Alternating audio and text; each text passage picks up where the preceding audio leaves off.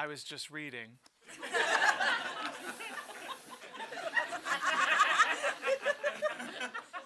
Hello, I'm Steven, which you probably know already because I'm the only person in this show.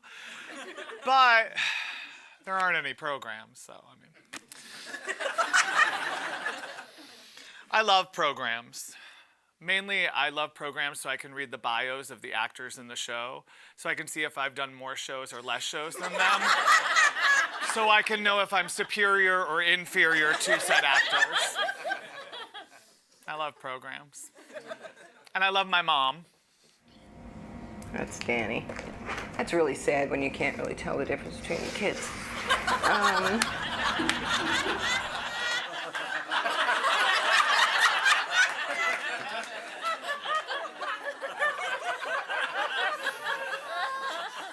That's my mom.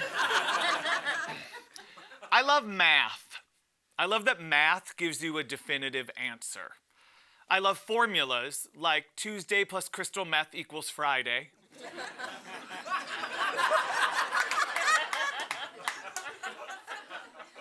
I love lady bus drivers. And I love, love, love TV special opening numbers. Do you remember specials?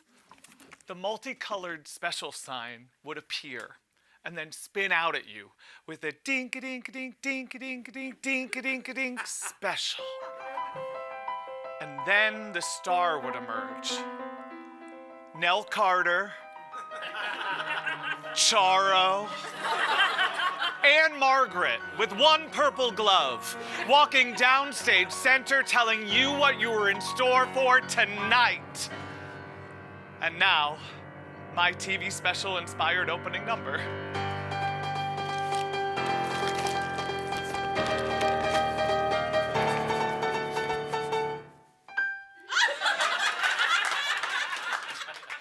Crystal methamphetamine, won't you stay away from me?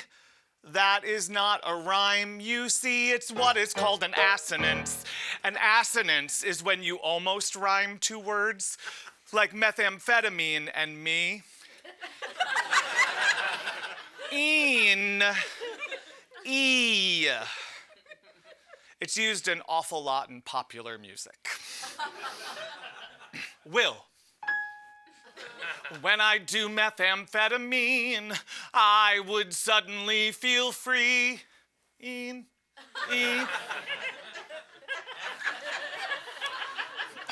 To satisfy my basic needs, to go and get some ass and dance.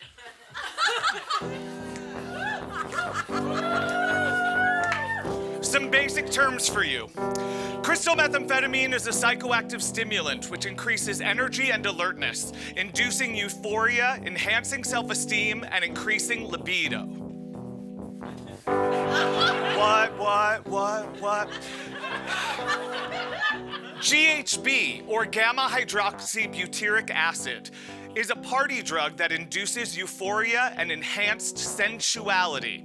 GHB also induces nausea, agitation, amnesia, and unconsciousness. It's a date rape drug. Bathhouse, an establishment where gay men can go to have sex with one another without having gone on a date first. Or an inorganic crab farm.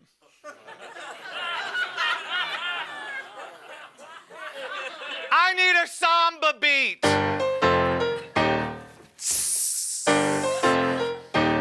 When you are young and gay and living in the city, and inside you feel all shitty, full of self-doubt and self-pity, there are places for your going to ebb emotions that are flowing. There will be cocks for all your blood. Just kidding. Just kidding. It's a little too crass, a little too soon. What is it that you need to know? I was a middle child, full of emotional neglect. Middle child, nothing further to inspect. It's Wagner and excuses. That is not why you're here. You're here for a show. With stories of sex and hilarious jokes. Stories of moms and drug-addled folks doing crank speed, Tina, or redneck cocaine. They've got glass, Chrissy, ice, shards, or meth on the brain. Cause there's only one drug that promises scores of rotten brown teeth and venereal sores. Come on, everybody. You know what I'm talking about. Crystal methamphetamine. Now it's time to set the scene. I was 22, living here in Chicago, and this, my friends, is a true story. Welcome now to my Methtacular.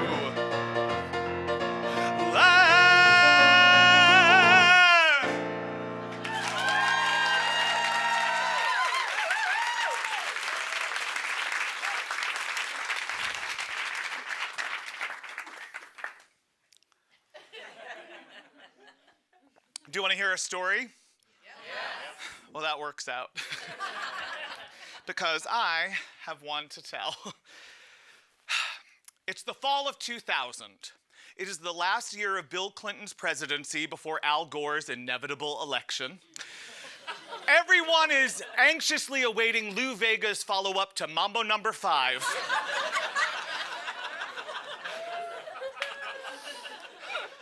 And my college boyfriend has dumped me. And I'm sad. Well, I'm sad and I'm relieved. Because although I like to project a flinty New England above the sexual fray exterior, kind of like a gay Abigail Adams, on the inside, I was yearning to get out and sow my wild oats. And I was living here in Chicago where there are thousands upon thousands of gay men. The only problem was, I was petrified of gay men. I'd only ever been to one gay bar where I had tried to kiss my heterosexual college roommate. It was awesome. I had no gay friends, and the internet was around, but I didn't have my own computer. So I did what many men had done before me, and I got a free paper, and I looked up the phone sex lines in Chicago.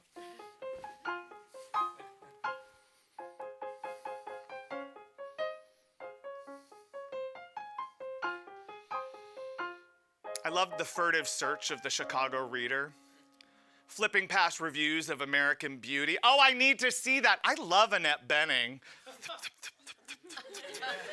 Oh, there's a rock and roll show playing downtown. We should totally. Free will astrology. Oh, what? Gay phone sex lines.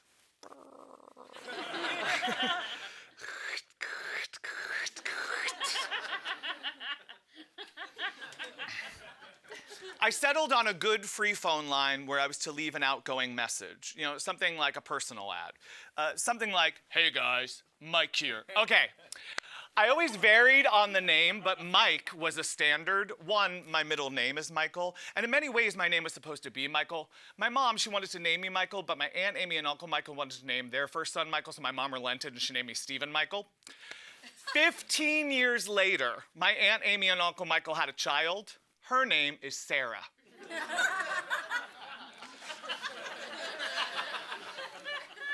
Hey guys, Mike here, 22, 5'10", lie, I'm 5'9", 155. No, that's a useless lie. I just love the idea of being a little bit skinnier than I am. And hey, say what you will about crystal meth, but if you're a 32-inch waist pant and want to wear 29-inch waist pants, I have the weight loss program for you.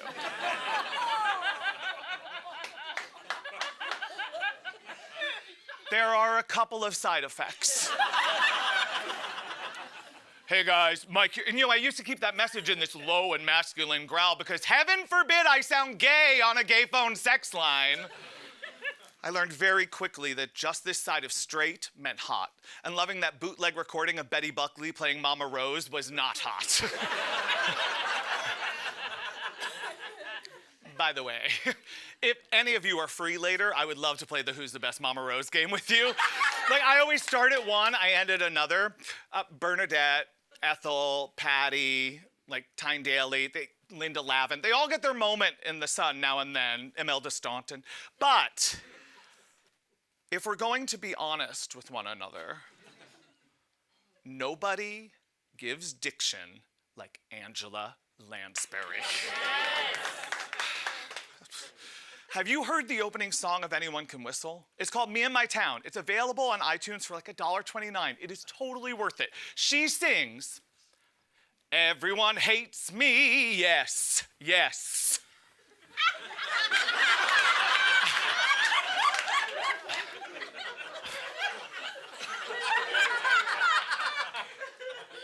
I mean, for a kid with a lisp, it was something to aspire to.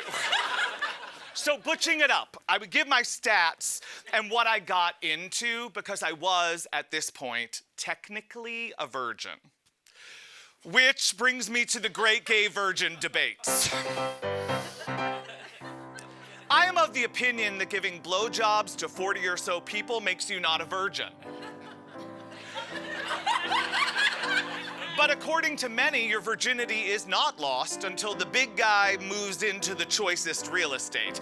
And for the gays, that is through the back door, so I was a virgin, if only under a technicality.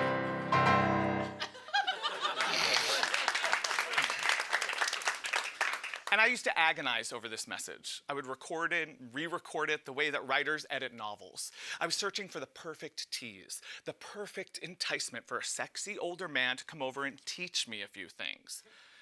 In retrospect, I feel like I could have just said, "Hi, I'm Steven. I'm 22 and I've never been fucked."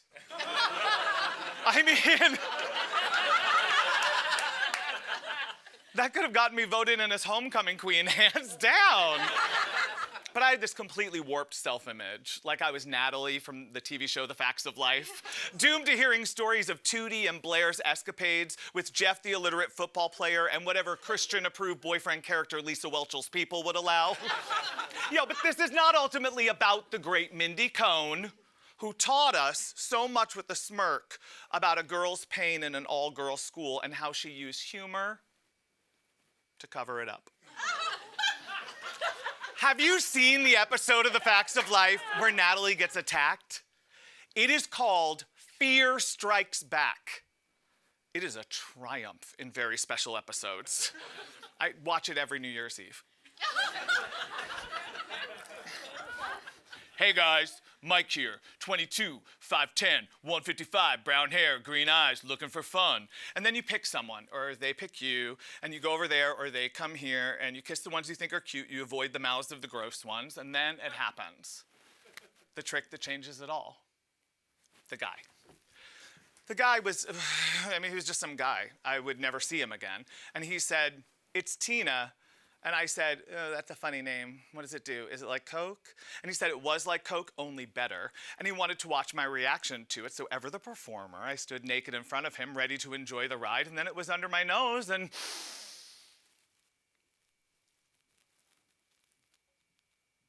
I am the single most attractive person to ever walk the planet. There is no talent I don't possess. I am smart, funny, kind, precise, virtuous, and the masturbatory fantasy of every man I've ever met. Whole world revolves around this moment. There is nothing wrong with me. There is nothing wrong with me. There is nothing wrong with me. What followed was not magical. Wasn't even pleasant. He tried to have sex with me. I was a virgin, so his attempts hurt, and then he kicked me out. And I felt amazing!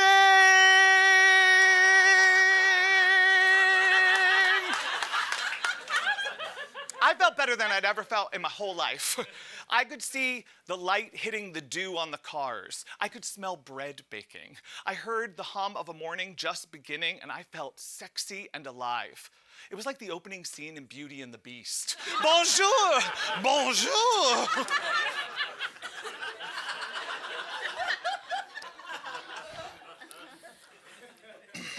When I got home, I lied down on the couch with my eyes closed, unable to sleep. I would be awake for another 18 hours after the 18 hours I was already awake prior to trying crystal meth. And I wasn't worried about the unprotected sex I just had or the fact that that guy didn't look at me, let alone say goodbye to me as I left his apartment. No. The only thing I was worried about now is, how am I going to get more? So now I sought out crystal on those phone sex lines like a bloodhound. I now only listen to messages where guys talked about doing drugs or partying. Now, I found out often, and much to my chagrin, that men would say they were partying with marijuana.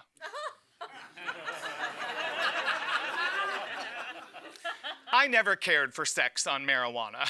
If I were to smoke pot, I preferred to eat ice cream or a steak-'em salad and watch Pete's Dragon.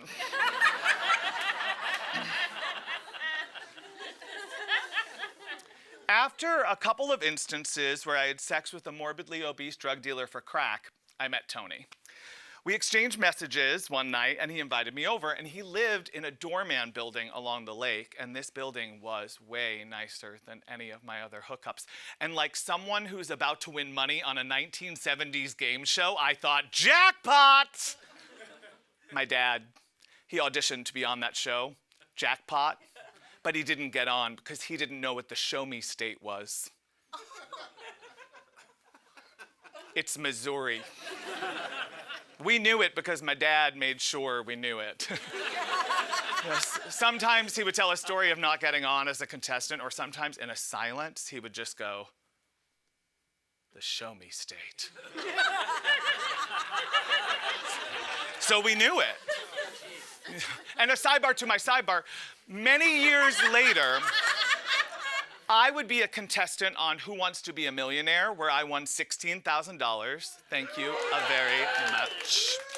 I went out on a question about Duchamp's The Fountain. So you know if I raise kids, they're gonna know all about that too, just in case. And a sidebar to my sidebar, my mom was a contestant on Bowling for Dollars. She actually got the call to be a contestant while she was still pregnant with me. And she won $10 and a middle son full of charm and grace.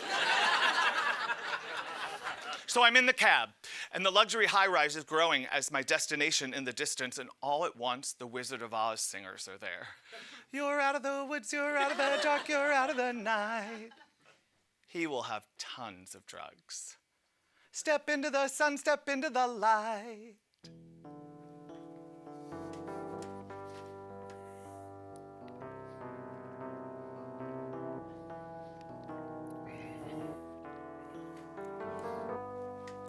The man on the phone line was a masculine, aggressive top looking to train a boy. Tony was a lot of things, but Tony was not a masculine and/or aggressive top. He was more like a high school math teacher. Salt and pepper hair, glasses, and a doughy but amiable demeanor. This was not the first, nor would it be the last in a series of letdowns in seeking out fantasy sex. Countless times, I would get over to a guy's apartment and I would learn just too much information about them. Like, the walls of the leather dungeon lined with a dusty Precious Moments collection.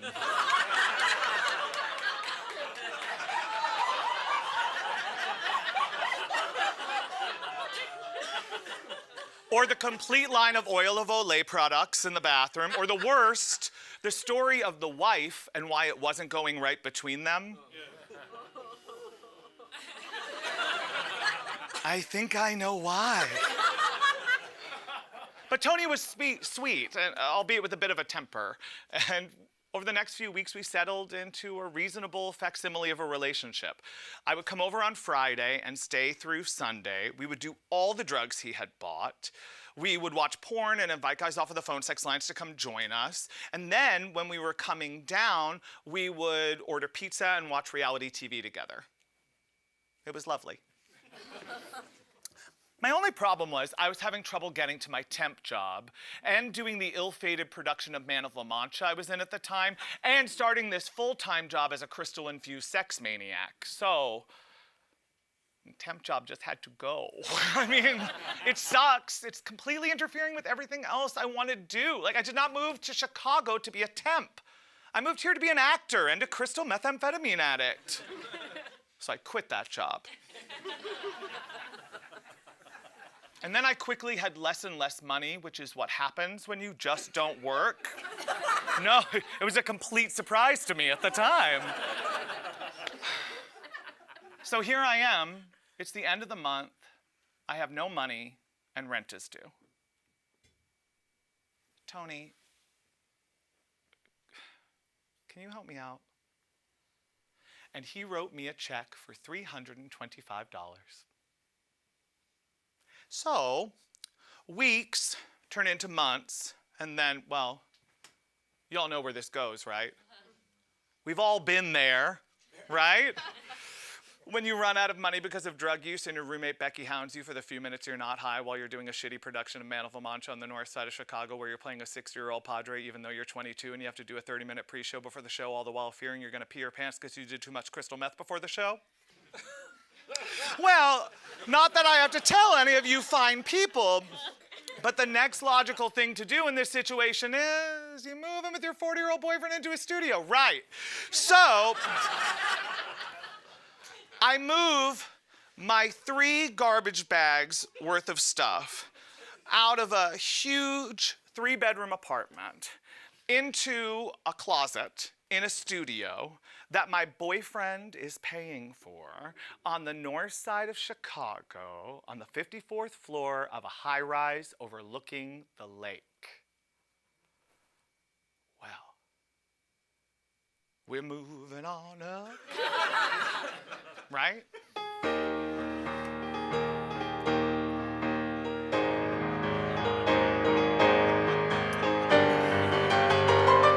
One night, I finished a rehearsal for that poor, ill-fated production of Man of La Mancha, and I began a walk home. It was a nice night out. It would take me about an hour or so. Now, this is before cell phones were in my life, so I stopped at a payphone to call Tony to tell him that our uninterrupted sex and drug fest would be beginning post-haste. But there was no answer, which was strange. Now, I love to walk, but I thought maybe I should take a taxi and I have no money, so I should stop at another payphone, call Tony, see if I can take a cab and he can pay. No answer. I had left my keys at home, but I knew the doorman on in the lobby, so I just said hi without a care and got into the elevator to take the now very familiar trip up to the 54th floor.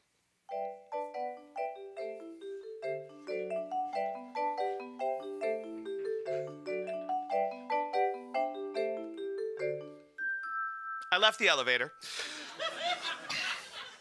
I rounded the corner and got to the door. Knock, no answer. Knock, strange noises. Knock, Tony answers, he's obviously high, and there is some guy naked on the couch. Well, I couldn't believe what I was seeing. Having sex with others and ultimately using me as bait to get young men over to have sex with him was one thing. This was a very different matter. Hello. I'm Steven. I'm his boyfriend. You are? He answered. He asked if he should leave. Tony, I'm going to take a shower because I walked the whole way home and called several times with no answer. And now I can see why.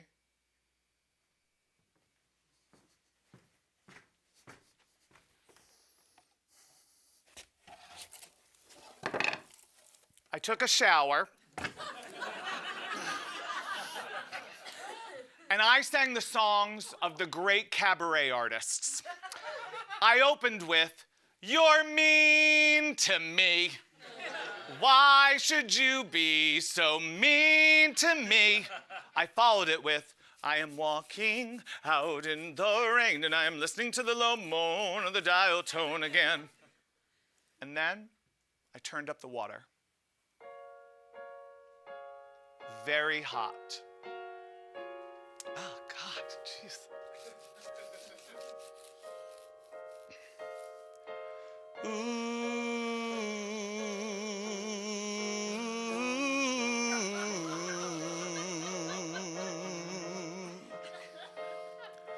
I have found that through my years, a better plan than crying tears to get your way is a pretty melody. Try Carole King or maybe Hart or Stephen Sondheim to sound smart. What soulful tune will bring him back to me? I need a sad, sad, sad, sad love song, so he'll feel bad, bad, bad before long. If I sing a sad, sad, sad, sad love song, he'll know what to do. Don't cry out loud, just keep it inside. My songs were simple, plain, and strong, and I thought before too long I'd inflict some easy listening pain. Sure, I could have come out and told him facts like loving him was all an act, but wouldn't we rather hear one more refrain of my sad, sad, sad, sad love song? He's feeling bad, bad, bad before long. When I sing my sad, sad love song, then my words sound true.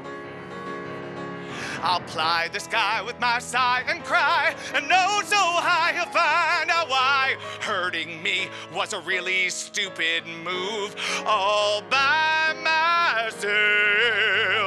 He's gonna be sad, sad, sad, sad love song. I'm feeling glad, glad, glad before long, 'cause I sing my sad, sad, sad, sad love song as my sweet fuck you.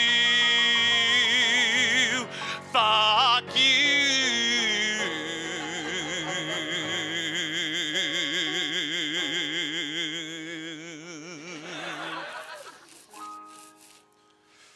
For the way we were.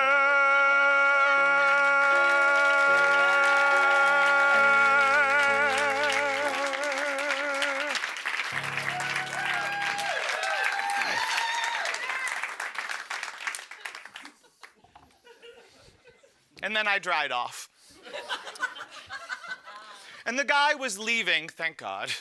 And I shut the door behind him. Tony, I don't know what to think. Folks, you have to understand how thrilled I was. I'm now officially in charge of this relationship. From this moment on, I can have sex with the entire gay population of Chicago, and he'll be the reason, because he opened that door.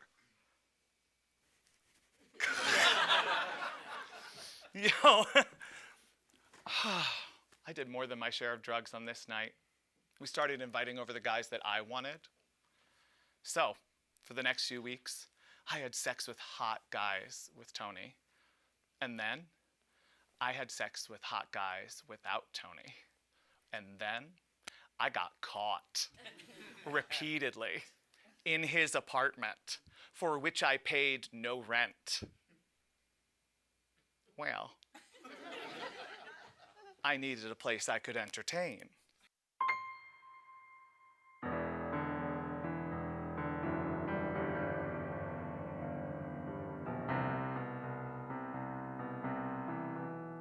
I'm in the upstairs open area of the bathhouse. It's the area with porn playing. I smoke cigarettes, I make eye contact, and I rub myself through the towel because, taking it out would invite public sex, which was never my bag. And it would also show off the tiny, flaccid penis that's the result of so much crystal meth use. So I preferred through the towel, suggesting a huge mass that was awaiting them. And then, when I got someone, I charmed them with my kindness.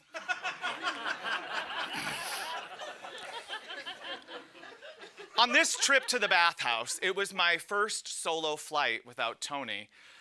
I met a couple, and they were from Indiana, which was great because that meant they wouldn't know Tony and they wouldn't tell Tony where I had been. And then they produced 3 needles, one for each of us.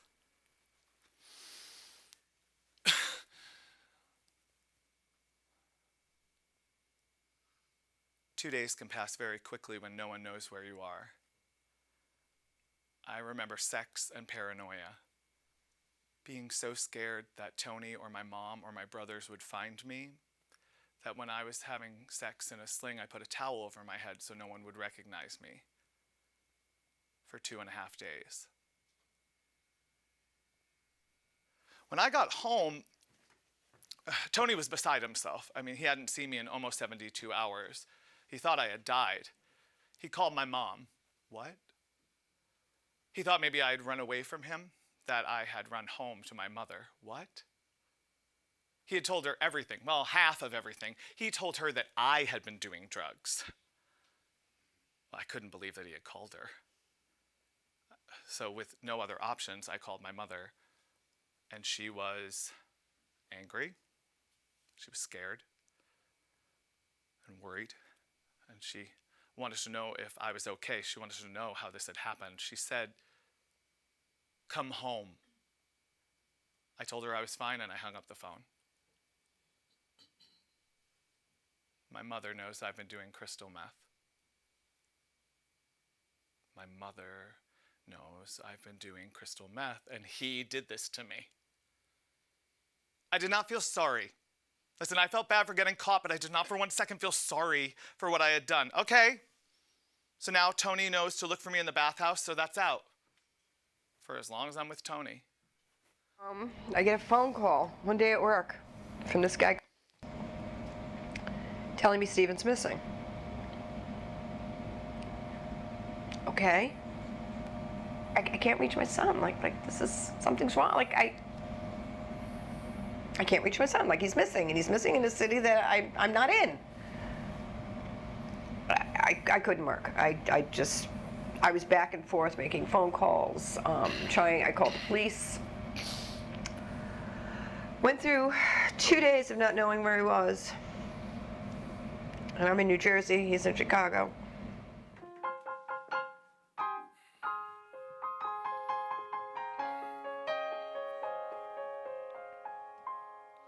Months go by of the same boring, drug-addled, sex-fueled life. Tony was starting to notice that I wasn't only interested in other men sexually. I was starting to wonder, why can't I have a normal life where I do crystal meth all the time with someone my own age?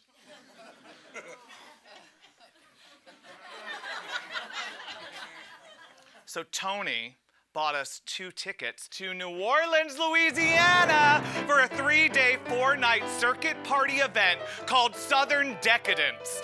But first, we'd be visiting my family for a baptism!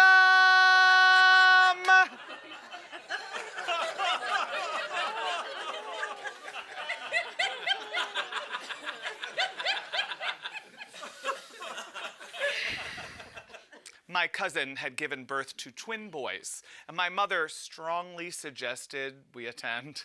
If I was going to be living with this man who my mom now felt so close to after my disappearing incident, well, he would need to meet the family, and it was high time I attended a family function again, so. We would go to New Jersey first, and then to New Orleans for the rest of our Labor Day weekend. Now, if anyone in my family knew that anything was up, no one let on to me. Tony did very well with my family. He was funny, he was charming.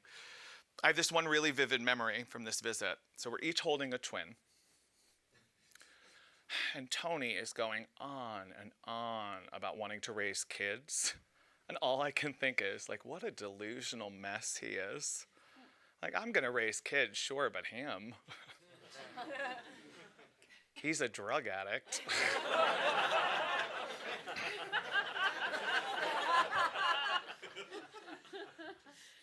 And then it started, like, not all at once, but like the first bits of rubble began to fall away from the lies I was telling myself.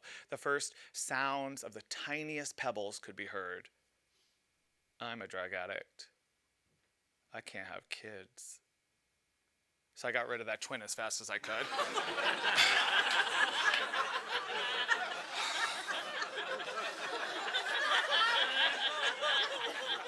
I went outside and I lit a cigarette. My mom followed me out asking what was going on with the drugs. She said, "You're not still doing drugs, are you? Do you need to come home?" why don't you come home? Mom, I'm fine. He came home for my nephew's christenings, the twins' christening. And that's when my radar really went off, because he was very thin. And we got in the car. It's about an hour drive. And I've got this guy and Steven and Dan in the car. And they fell asleep. I mean, immediately. Like, it's like, okay. We get to the party. Nothing happened. But again, we get in the car to go home, and they're asleep.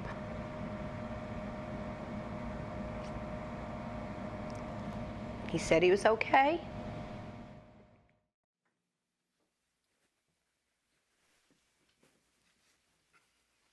Sitting on 3 8-balls of crystal meth in the airport is uncomfortable. In the most exciting way you could possibly imagine. This is a pre-9/11 airport, so our only worry were drug-sniffing dogs, so we wrapped our drugs up in Ziploc products. Hey, thanks, Ziploc. New Orleans. It had the smell of history and culture about it, and I was fascinated. On our first day in New Orleans, Tony and I wandered around like tourists. We ate beignets. We listened to a Dixieland band played by the Mississippi River Delta. And then we wandered into this voodoo store, and it was super creepy. And it smelled like what it would smell like if the Pope put out his own fragrance line.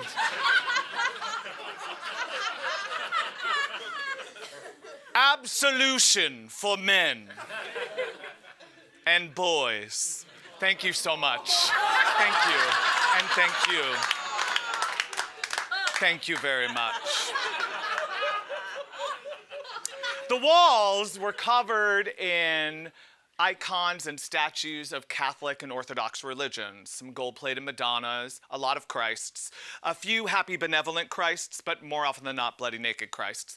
And in the back of the store, there was this psychic, and she was approximately 274 years old, and she beckoned us over, saying she would read our fortunes, but separately. Tony went first, and I breathed a sigh of relief. Because this pretending game was just getting harder and harder to play. I could feel the great lie of loving Tony beginning to suffocate me.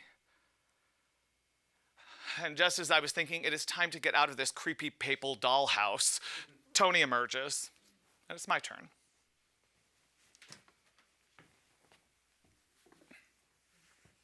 Upon closer inspection, she isn't so decrepit. She's withered, but she's not corpse-like as I had first thought. She actually looks kind of tough. She flashes this toothless smile and says, "You're a Capricorn. It's because of your high forehead. So many thoughts." Okay, whatever, lady. Now, Steven, I hadn't told her my name, and your friend didn't tell me that. Okay. This is like a little show Tony put together. What's it gonna be? You should marry him? Don't do more than your share of drugs this weekend? Only have sex with who your partner wants to? Like, what's your game, lady? She laid down regular playing cards.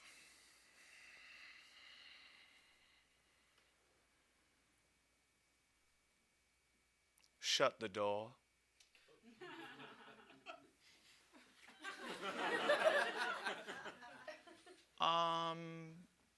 No?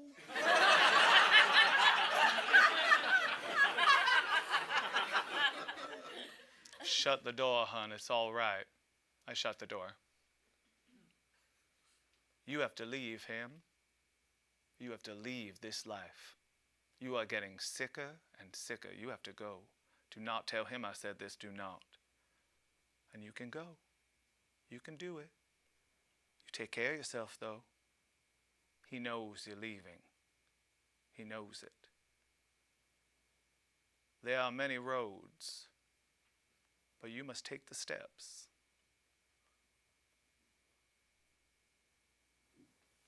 And who knows what she meant really?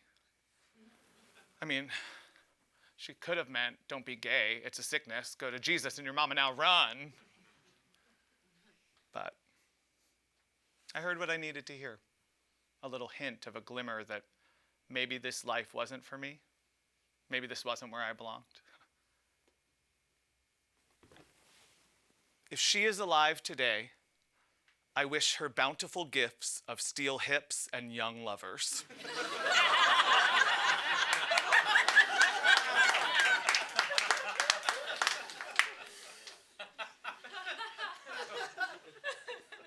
But then, no more feelings, please. Sex, please. Drugs, please. So 2 days of relative fun, and then it's 1 a.m. and the GHB overdose is in full effect. And when Tony was high on GHB, he could get violent, but in the way that a 5-year-old gets violent. He threw tantrums in the style of a drunken sorority girl who didn't want to leave a party. But just not on this night. I tried to calm him down. I sang to him, and that helped for a bit. He loved my voice. He told me I was beautiful when I sang. He made me feel beautiful, so I sang for that man. But the drugs had just taken all the him out of him. And then he shoved me forcibly into the closet, and he hit me across the face, and no man had ever struck me before in my life. And he was just hitting me, and hitting me, and hitting me, and hitting me, and hitting me. I was frozen. I mean, I was scared, but more than that, he was blocking my way and showed no sign of slowing down his attack. So I did what I had done for the last year, and I went down on him. And then he relaxed, forgetting he was angry, and he quickly passed out. I calmly wrote a note that said, "You hit me. I'll be back, but not for a while." I grab all the drugs that we have left and I go. I'm just this side of an emotional wreck, but I managed to get myself to the bar we were at the night before. And on my way in the door, a guy says, "Hey, awesome." He asks if we can go back to my hotel room. No, my boyfriend's passed out there. He says he's staying with a friend nearby. Great. So we get up to this beautiful, sumptuous apartment. The air is musty and thick with humidity. I take about a second to take this in before my clothes are all off. He says something like, "Hey, slow down, we're in no rush."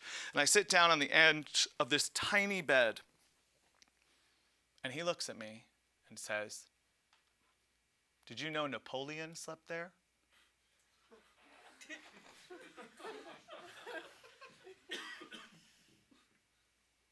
Just fuck me.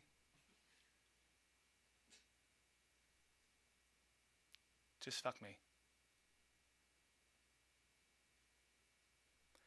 When I got back to the hotel room, Tony was half awake and very disoriented, so I started to straighten up the room. I threw away the note. I decided to only tell him that he shoved me into the closet. I couldn't bring myself to tell him that he hit me. I honestly think it would have destroyed him.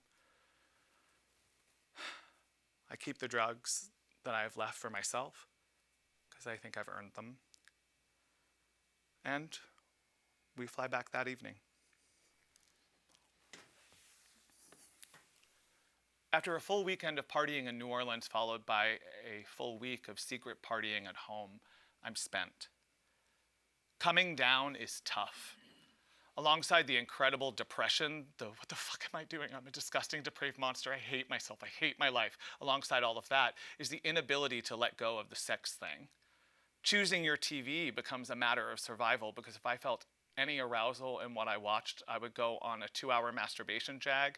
And then you want to do more crystal, but there is no more crystal, so you masturbate until you're chafed raw. So thank God for the Golden Girls.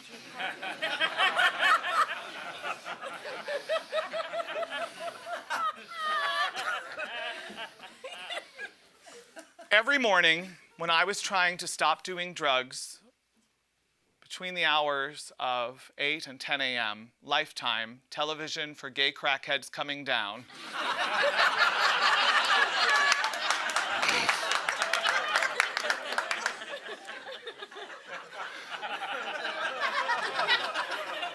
They would show 4 episodes of the Golden Girls, and I would be sure that I would not feel anything remotely sexual. So one morning, Tony's getting ready to go to work, and I'm watching my Fab 4 gals talk about postmenopausal hilarity. when an announcement crawls across the bottom of the screen and it says that a plane has crashed into one of the towers of the World Trade Center, and it scrolls by again. And then we changed it to NBC, and then we saw what we all saw. We watched as the towers fell. And then Tony went to work, and I paced the apartment watching footage alternating with porn. It's my 9/11. It's the day I decided to leave Tony. A few days later, I called my mom, and I told her how scared I was of Tony and his temper, and how he was the reason I had been doing drugs all along. And she said, "Come home." "No, Mom, I'm fine. My friend Rachel says I can stay at her apartment." And then I went home and I told Tony I was done, and he cried through a clock across the room and begged me to stay. He said he would go into treatment. Well, you should. He said we could both go. No, you need treatment. I'll be fine. Thank you. And then I packed up my closet while he was at work, and I moved my stuff to my friend Rachel's apartment. And then I booked a job as a swing understudy for a big hit show here in Chicago. And I got a job in the box office of that theater. So I was going to be fine. I lived with Rachel, and I had a job. I used to take these long walks along Lake Michigan, and I would listen to my CD man. I would listen to Sean Colvin or Dar Williams or Joni Mitchell. And they were all singing songs about a second chance, and I would sing along with those songs because I knew I was done with that shit. No more crystal meth for me. So here you are, all alone again, completely on your own again. And what is it that you were looking for again? Some sex, some fun, some travel on someone else's dime. You had a good time for a little while, for a little while. You've got to change, you've got to choose, you've got to change or you will lose yourself. You gotta change or you will lose yourself. So I went and tried this 12-step meeting that a friend of mine suggested I attend. All I remember from it is that this woman with this exorbitantly long braid, an overall cut jeans dress, and a giant wooden crucifix came up to me, and I was like, "Get me the fuck out of here!"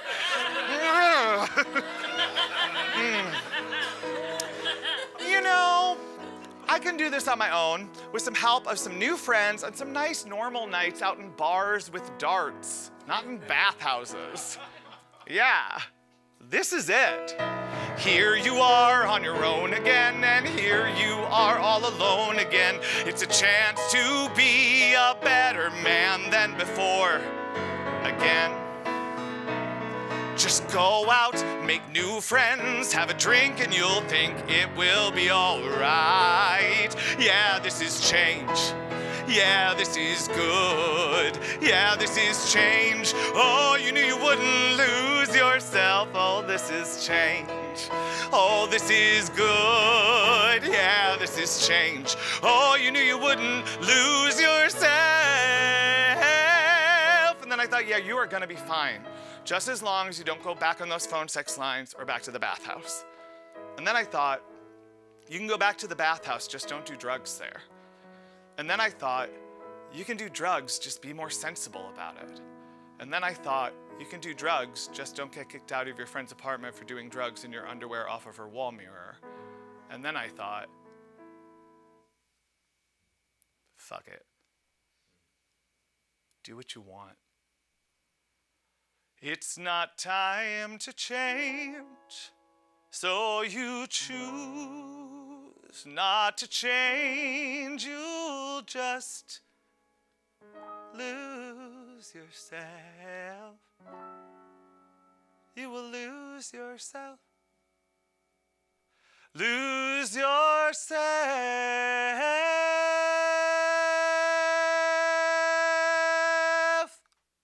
not knowing what Steven was up to was hard, but I gotta be totally honest, out of sight, out of mind sometimes, because you're living your life, and I mean, I would worry. There was a Mother's Day while he was in Chicago. I never heard from him. Steven and I were close. I mean, like, we may not have money, but we talk, and to not hear from him on Mother's Day was awful. And now, America's favorite crystal meth-themed game show, What's My Meth? With your host, Steven Strafford. Hello, hello, hello, hello, hello, hello, hello, hello, hello, hello, hello, hello, hello, hello, hello, and hello. Welcome to What's My Meth, America's favorite crystal meth-themed game show. My name is Steven Strafford. I'm your host. Let's give a big round of applause to our two contestants joining us up on stage.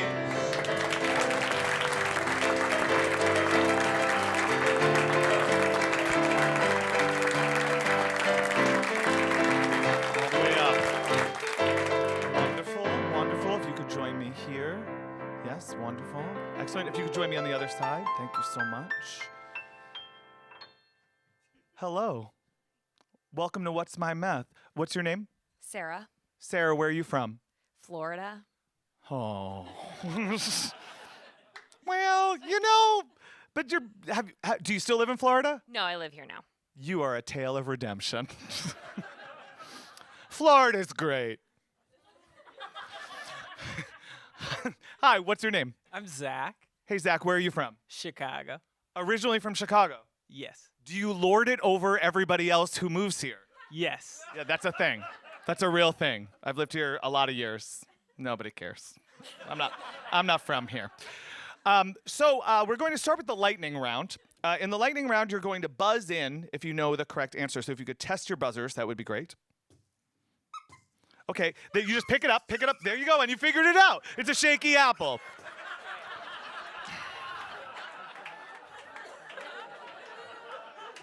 It's very good.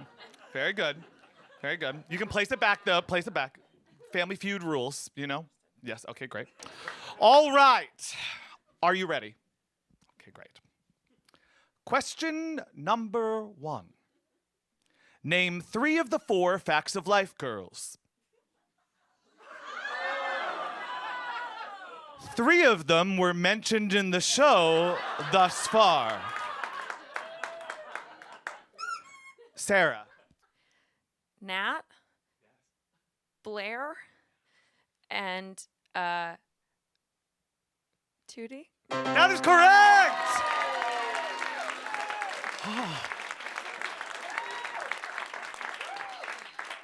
I could have watched that play all night long.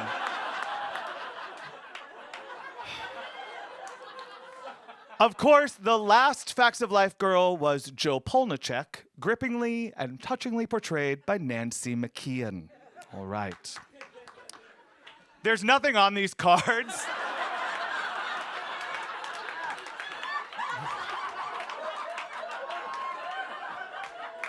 I just love going like this.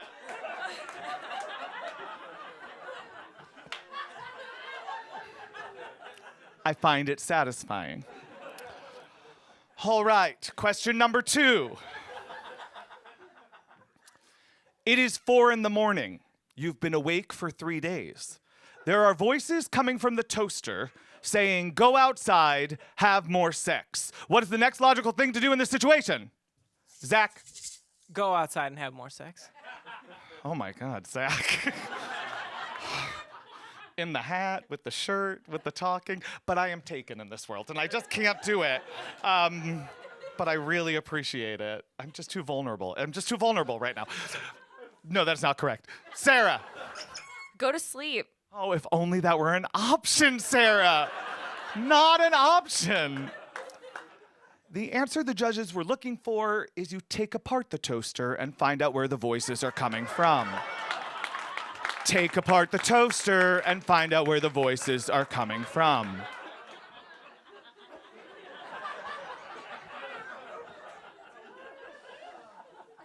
This is our final question. I'm looking at you, Zach. Yeah, get ready. All right. Here we are. What is my middle name? Michael. That is correct! Michael. Oh, we did it! We did it! We got it on microphone! We did it! Zach. I wish I could come up with a word for this, but you lost. But no one goes away empty-handed from What's My Meth. You go home with a pocket full of memories from your time here. A big hand for Zach, everyone! You're gonna stay with me.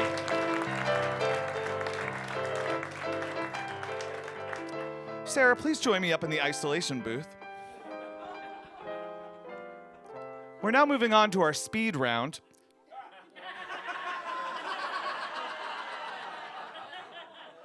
Whoever's over here who laughed first, I'm into you.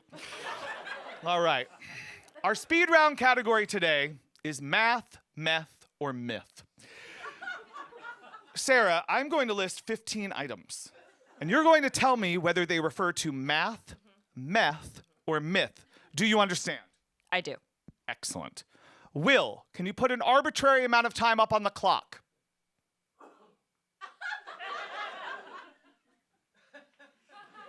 Thank you, Will. Will, start the clock. Gods and goddesses. Myth. Subtraction. Math. 8 balls. Math. Dealers. Math. Muses. Myth. Proofs. Math. Pythagoras. Math. Correct. Pegasus. Myth. Flaccid penises. Math. Medusa's multiple heads. Myth. Multiples of 3. Math. Multiples of sores. Math. Outliers. Math. Liars. Meth. No, I'm sorry, we were looking for Lyres. That is myth. Myth. Myth. You've really got the crowd on your side. They were mad at me. And liars. How is it spelled? Liars. Meth! That is correct.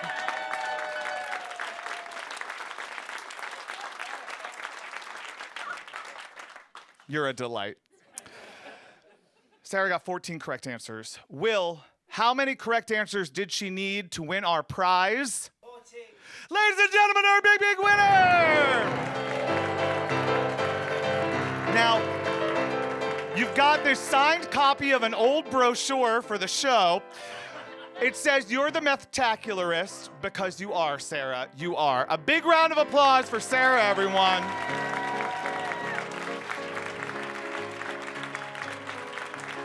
Thank you so much for tuning in to What's My Meth, America's favorite crystal meth themed game show.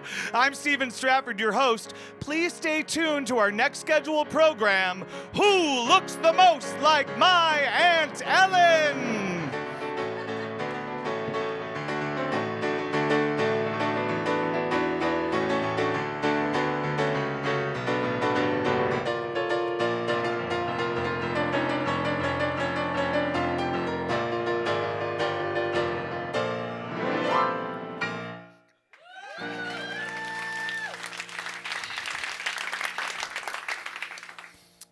So a few weeks later, I'm doing drugs with this guy who liked me to watch him pee himself in his tub.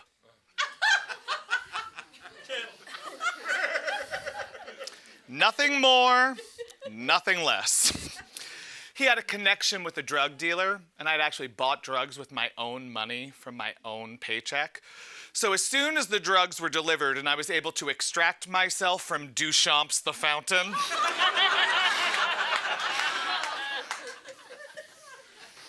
I went over to Man's Country, my favorite bathhouse. The mildewed carpets feel sort of squishy beneath my feet. I walk and I smoke. I look at the men in the various rooms. I make lingering eye contact with the hot guy, but then I look away. Because I don't want to give him any more satisfaction than he already gets looking in the mirror each and every day at his beautifully chiseled face and body, his stunning eyes and his gorgeous chin. I look away. And I claim it as a victory of self-restraint because what I would like to do is jump into his arms and say, take me away from this horrible place. Spoon me until 2040. I love you, you gorgeous hunk of man. Basically, every time I see a hot guy, I have to stop myself from becoming Miss Prissy. Do you remember her? She was the hen that was in love with Foghorn Leghorn. And she used to go, yes!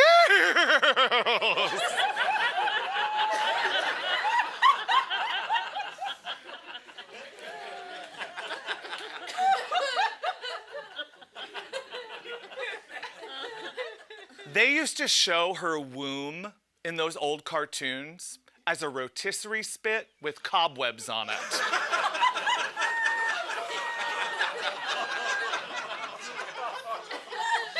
That is so rude. However, as a child, I understood her desperation at landing a man. But on those nights and days in the bathhouse with the synthetic courage of crystal meth, I was able to look hot right in the eyes and think, let him follow you. Besides, hot guys, they never have drugs. They are competition. They are not partners. That is a free lesson for you. You're welcome. So I cruise past the hottie, and round the corner is Ed. And he's leaning in the doorway of his little cell of a room. And as I'm now an expert in this area, I'm able to see that he's on GHB. He's swaying in his doorway, listing, really. He gives me his best bedroom eyes and then falls down a little bit. He's around 6'2", very handsome, and it is just about to pass him by. He looks tired. So I put my arm around him and I steady him down on the edge of the mattress-covered platform that passes for a bed in his room, and then he quickly passes out. Folks, in the room, visible, are many, many bags of crystal meth. And there's like $400 or $500 just laying out in cash. You're out of the woods, you're out of the dark, you're out of the night. So I lie him back down on the mattress, and I run to the bathroom, and I splash some cold water on my face because it's decision time. In the Choose Your Own Adventure version of this story, you either A, go back to the room, steal the money and drugs, set yourself up for maybe 2, maybe 3 weeks, or B, go back to the room, make him think you care about him, and then he'll take care of all of your drug and sex needs. When you're at the precipice of something new, a new job, a new relationship, a new source for your crystal meth, I recommend that you take a moment. Check in with yourself. Ask yourself, is this job, is this relationship, is this new source for my crystal meth the direction in which my spirit wind wants me to go? I also recommend that you splash some cold water on your face and check yourself in the mirror. Now, this is obviously helpful because they do it on TV dramas and movies. In moments of great crisis, you have to remember your moral training, so I hearken back to Hill Street Blues and LA Law. I splash some cold water on my face, and I check myself in the mirror. Now, I'm careful to avoid my eyes because of my self-loathing, and my incredibly dilated pupils freak me out. But I'm an actor, so I look like I look at myself in the mirror. And then I make a decision. I head back to the room, and I sit with him for a little while. And when Ed wakes up, my new life begins. He says I should come over this weekend.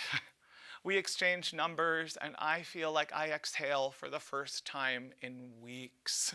After months of couch surfing or sleeping at the bathhouse or grinding out these one-night stands, I needed some stability. A whole weekend in one place would be awesome. And when I found out that Ed wasn't just a heavy drug user, but a drug dealer,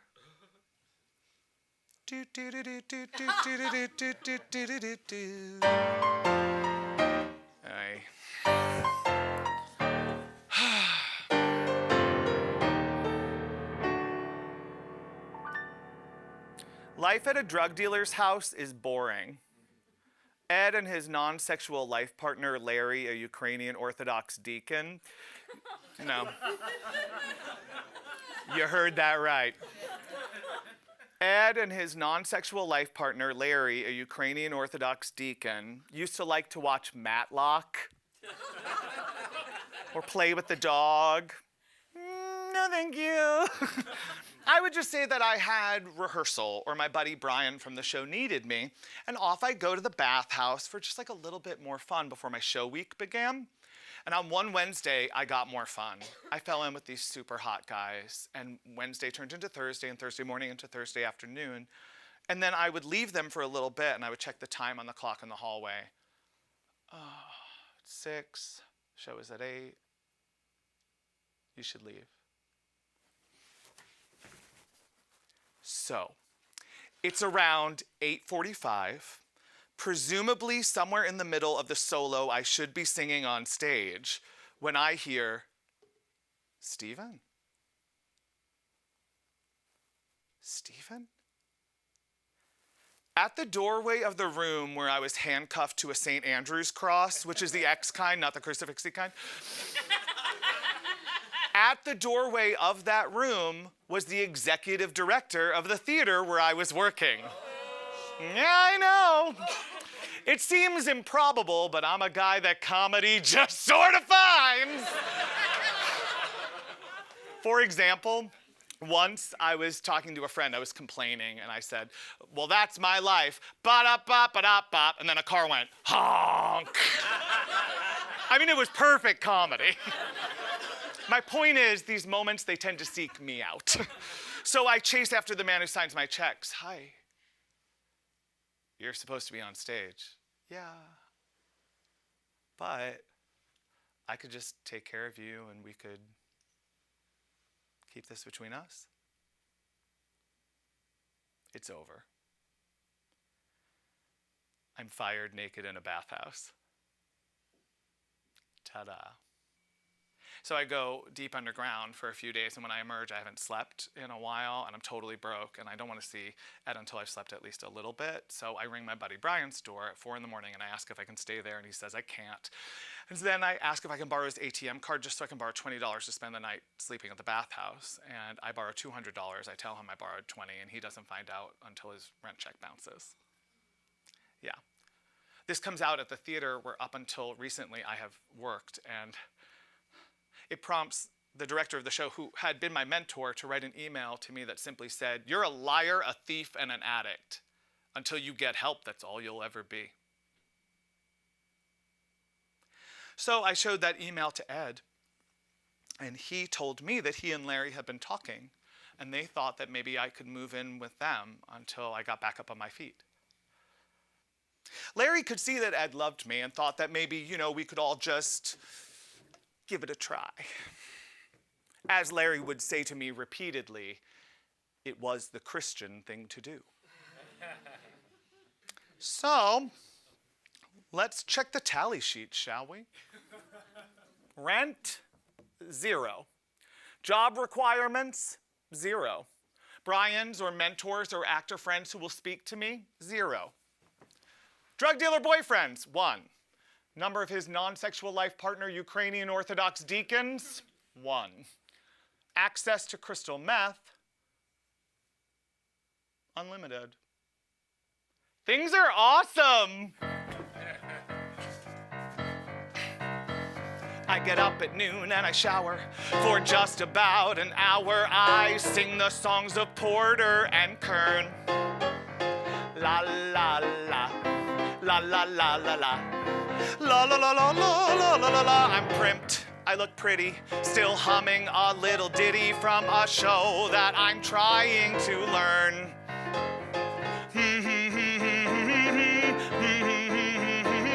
As number 2 wife, I enjoy my new life. I can sing in the shower all day. If Ed's needs are met, well, then I am all set. My youth will keep earning my stay. And it's la la la, la in the bathroom, in the bedroom. I'm living the life of a number 2 wife, and I'm on top of the world. I know what you're thinking. You're thinking, how could this possibly work out? But look at Mormons. They seem happy. I keep it light, I keep it simple, and when I smile, I show my dimple, and Ed fills my every last need. And if sometimes I get lonely, when Ed is with Larry only, I go to him with a plan that's guaranteed. I sing la la la, la time for drugs now, la la la, la time for sex. I'm living the life of a number 2 wife, and I'm on top of the world. Problem number 1, Ed and I have begun fairly regularly mainline injecting crystal meth. Maybe this isn't the best situation. My guest starring role leaves me cold. But Larry will soon be the X and Y. I'm great sex. My goods are not old like Larry's.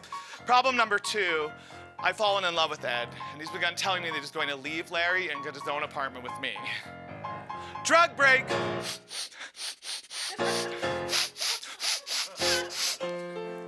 Daybreak. Drug break. Daybreak.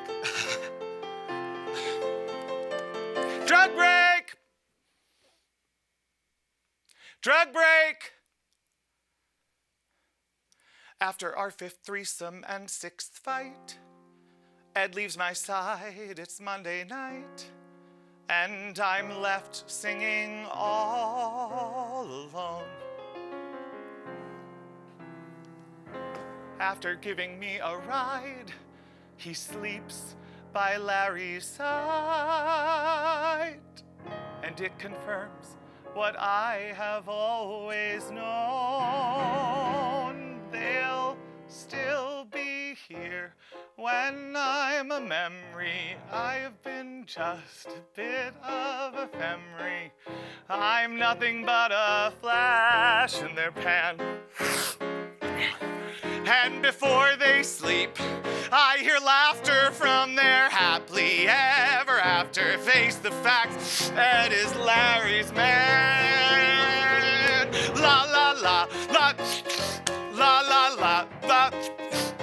Problem number 3, Ed and Larry have gone on a vacation and I'm explicitly not invited. I'm high, alone, and pissed. And I'm living the life of a number 2 wife, and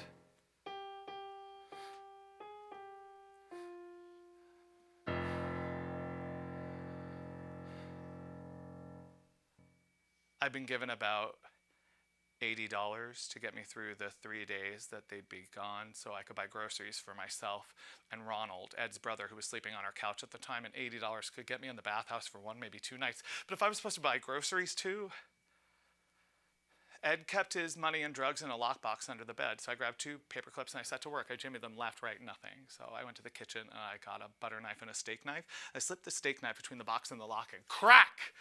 Yes. Formulate a plan. I scoop up a bunch of drugs and I hit the phone lines, I hit the bathhouse, I hit the internet. I have sex with many, many men. And as day 1 turns into day 2, I arrive back home to freshen up, get more drugs. But when I get back, the lockbox is flipped open, but I hadn't left it like that. Ronald. So I check the box and there's so much more money and drugs missing. There's just so much more money and drugs missing. Okay.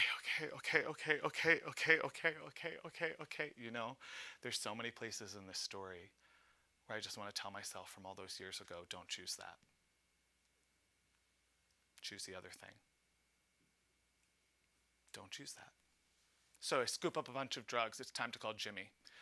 Jimmy was Ed's number 1 customer. He was always cornering me, telling me how we should hang out sometime. He had just crossed the threshold from straight to gay for drugs, and he was a volunteer EMT, so he would have needles, he would have sex with me, and he was my friend. So I called him. Jimmy's apartment. To call it a sty would be offensive to eye infections.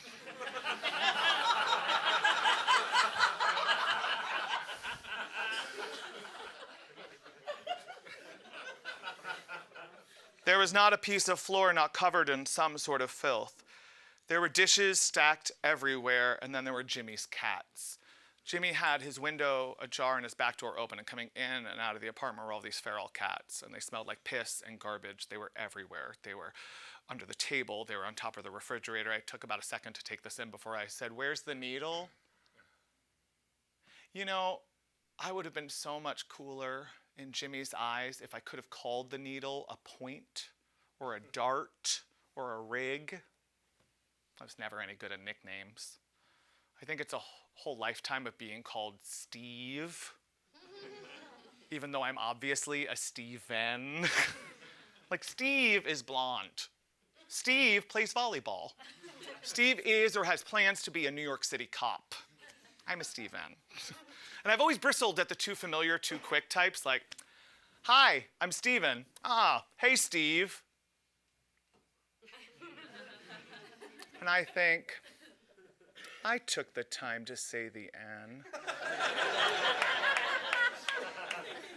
But maybe they're in a rush, or maybe they had a stroke between the first and second syllables, or maybe they just think we're super close friends already, but no matter what, I do not care for it. It takes a lot for me not to finish it for them. "Oh, hey, Steve." And this aversion to nicknames, well, it bled into my sex and drug life as well. Like, listen, I can call a penis a dick or a cock, but fuckstick? Johnson? Like, and do not get me started on gay men's use of lady part names for man parts.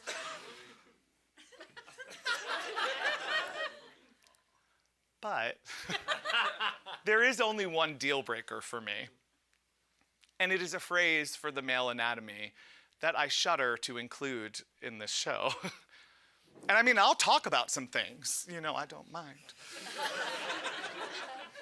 But this phrase is really just so gross. It's just it's like, okay, here we go. Sometimes older men would refer to my ass as a boy pussy.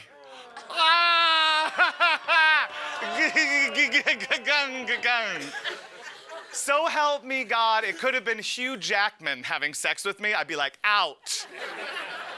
One time I was in the bathhouse and this guy's having sex with me, and he was like, yeah, you like that? Yeah, you like my cock and your boy pussy? And I laughed out loud. I like jumped up and I left the room laughing. My point is, I call things what they are. Like, I call drugs what they are. I call crystal meth, crystal meth. I call GHB, GHB. I called a needle, a needle. Where's the needle? Jimmy said he only had one, and it was a bigger gauge than I was used to using. Okay. So he goes to get the needle, and I go to get us 2 glasses of water. But then one of those fucking feral cats makes this high-pitched mewling noise. I look up in time to see it claws out, and it's on my face and on my head, and I'm just screaming. I'm screaming. And Jimmy just laughs. He shoos the cats away. And I'm left in the middle of the kitchen with 2 dirty glasses of water bleeding. Jimmy gets some rubbing alcohol, and he cleans my scratches, and then he tends to the administration of the needle to my arm, but it was a much bigger needle. And when it left my arm, a spurt of blood, like water from a water fountain, shot across the room and landed on the floor. The lone cat that had not left the room scurried over, started to lick it. I was saying, get that fucking cat out of the room, and I...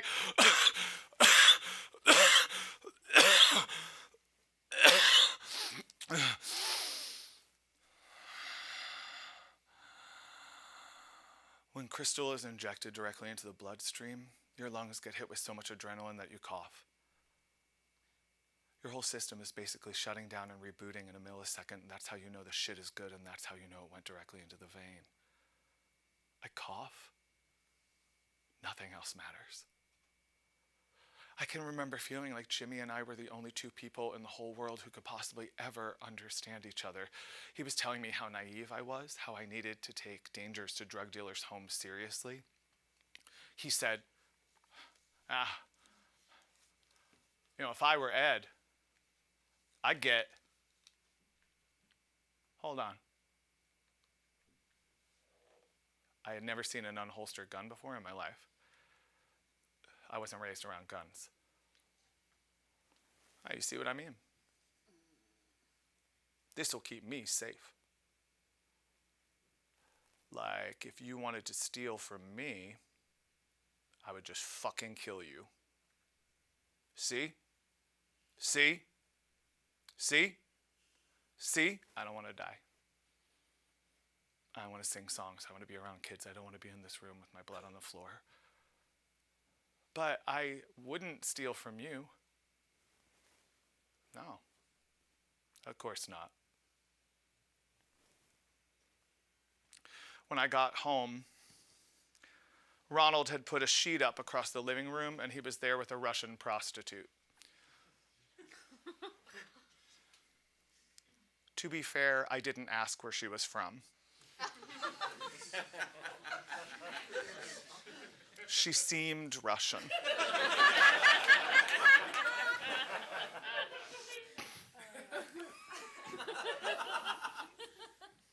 And then I went into my bedroom and I sat and I waited. And Ed and Larry got home and I told them what happened. I told them the truth. They were furious. But they said that I could stay if I paid them back. And Ronald, he lied and skipped town. And then I booked a job as a performer in a nightclub review, and it paid me really, really well. And I was able to pay them back in just about a month or so. And when Ed found out why I had stolen the drugs, he took me on a mini vacation to a lover's motel outside of Chicago.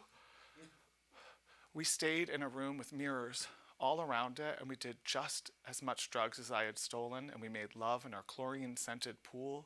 And although he would disappear for up to 8 hours during this trip, one thing was proven by the whole escapade: he loved me after all.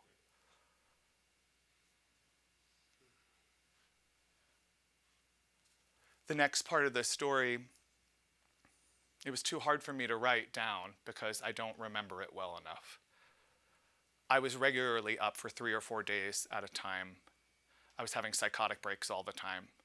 I was thinking that a camera crew was following me around or that animals were going to attack me from shadows.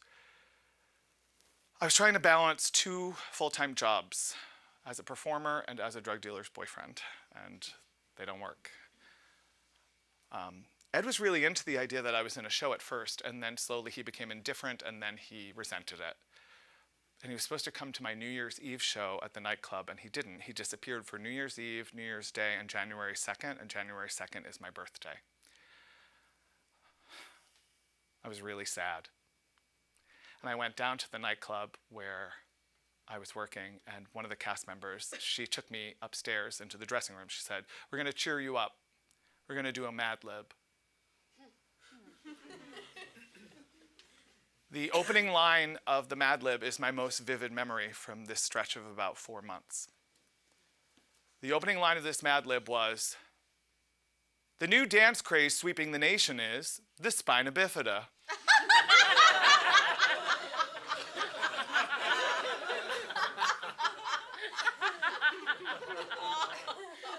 All I could think was, do do do do do do do do do do do do do spina bifida.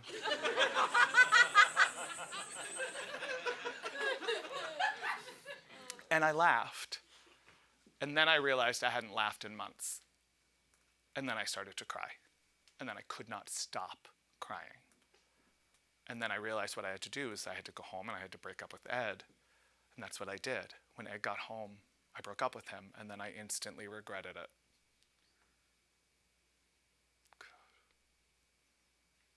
No more feelings, please.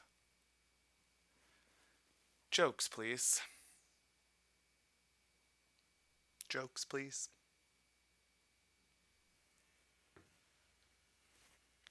So, here I am, living with my drug dealer ex-boyfriend and his non-sexual life partner. Ed and I still do drugs together. Actually, our sex life has improved greatly since the breakup. But now when a customer comes, I'm relegated to the living room with Larry. One day, I was going to rehearsal. I'd been up for 3 days at this point. And my friend Kim was at the corner, like she always was. I got downstairs, and she waved at me, in her rearview mirror. I made eye contact with her. I waved back. And then I just turned around and walked the other way. I just walked away. I walked that day along the lake for hours. I honestly think I thought I could walk forever. But I got tired. My legs betrayed me. And I went back home, and I had, of course, been fired. So now I had no job, no money, no prospects, no boyfriend, no options. So I called my mom. And she said, "Come home."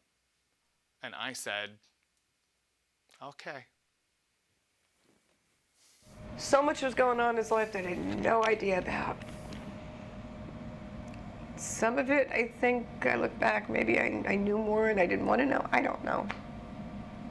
I finally get a call of, "I want to come home." And, "All right, come home." He goes, I'm going to be on the next train." I had lost my ID on some 3-day tear, so with no ID, no plane ride, so I took a train home. With my last paycheck, I bought a luggage set and some crystal meth, and I said my goodbyes. Larry wished me luck, he meant it. Ed said we would be together one day, he did not mean it. And then I got on the train. I spent a majority of the train ride home in the smoking car of the Amtrak train. There were some crazy people on that train. Crazy people take trains from Chicago to New York. Like, crazy. I would turn down my CD man and just listen in on people's conversations and write stuff down. This one guy who was wild-eyed, he just surveyed the group we were in, and then he landed on me with this bloodshot stare and said, "We should call this the streetcar named Undesirable."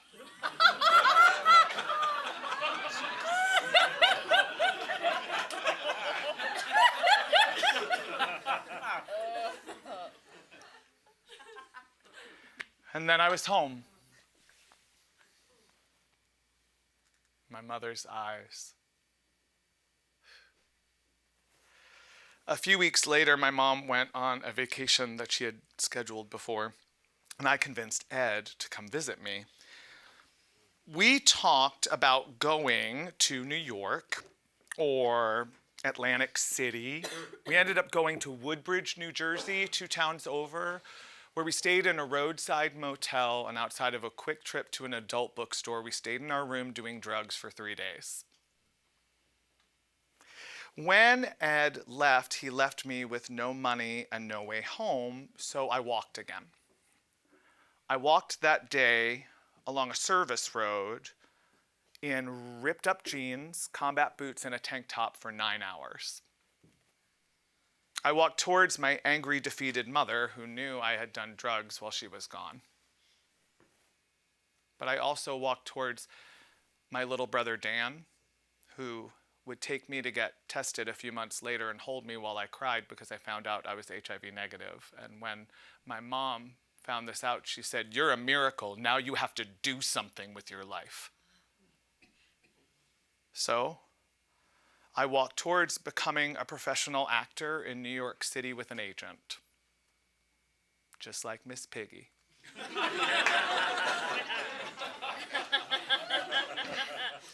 I walked towards opening night of Spamalot with Mike Nichols adding 3 lines back into the script that night.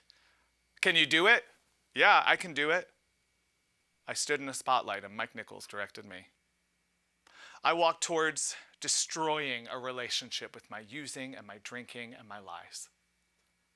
And how that finally made me realize that I had to quit doing all of it. I walked towards going to meetings, raising my hand, naming myself a liar, a thief, and an addict who needs help.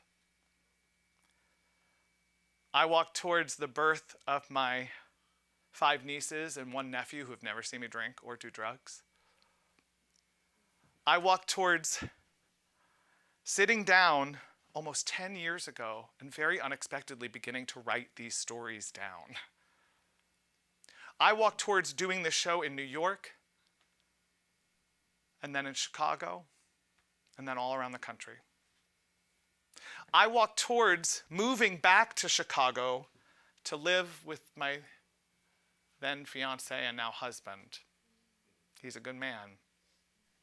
this guy, he married a good man. I walked towards stepping out on stage tonight here at Steppenwolf with each and every one of you.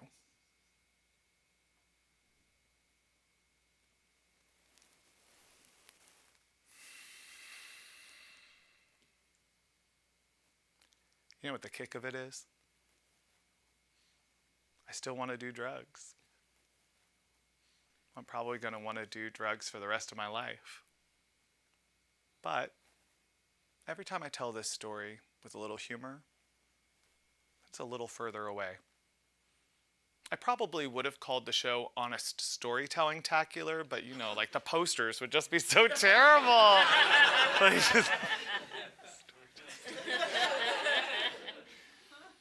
I walk towards telling the dirtiest, ugliest truth about myself with songs, and the world doesn't end. Yeah, I should finish my story. So the next day, my mom said to me, "You can go back to Chicago if you want to do drugs, but if you want to live here, you can never do drugs in this house again. You have to get help immediately. You have to get a job. You have to go to therapy. If you break any of these rules, I will kick you out for good. No contact." All I heard, I could just go back. I can just go back. But I didn't. And I don't know why. There's no math. There's no formula for that. There's no formula for who gets to recover and who doesn't. I really wish there were. I stayed and we fought and we cried, and then I went to therapy and we laughed and we hugged and we smoked 4 million cigarettes, and I grew up a little bit. I started opening doors to a life I would eventually start to lead. I just started to get better. And you know what? There is nothing wrong with me. There is nothing wrong with me. There is nothing wrong with me. Lock all the doors and shut all the windows tight, 'cause I am bringing down this house of pain. Don't look back, everything's gonna be all right, 'cause I am bringing down this house of pain. I didn't know that I didn't have a good time till I stepped outside in the morning light. And I may never be the same, but that's all right, 'cause I am bringing down this house of pain. Bring on the wrecking ball and let it swing and do its thing to this house of pain. I've got some blue tip matches and a song to sing, 'cause I am bringing down this house of pain. I'm gonna give myself a little absolution. I'll pick and choose my sleepless nights, and I may never be the same, but that's all right, 'cause I am bringing down this house of pain. Critics' voices previously residing in my head, they found their way inside this house. I've locked them there instead, successfully redressing all their names and the deeds I've done. I've set the charge to blow this place from here to kingdom come.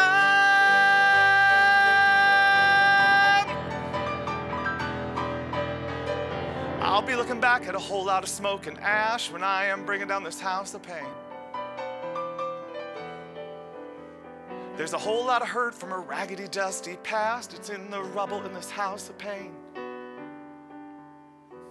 I can't tell the future, but I think I built a new one. It's got a good foundation, it'll hold up tight, and I may never be the same, but that's all right, 'cause I am bringing down this house of pain.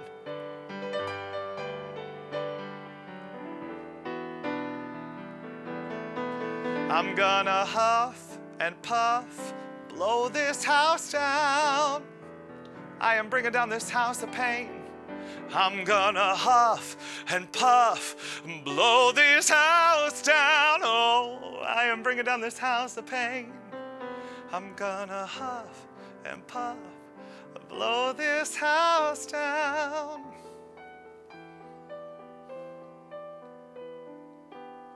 Don't look back. Everything's gonna be all right.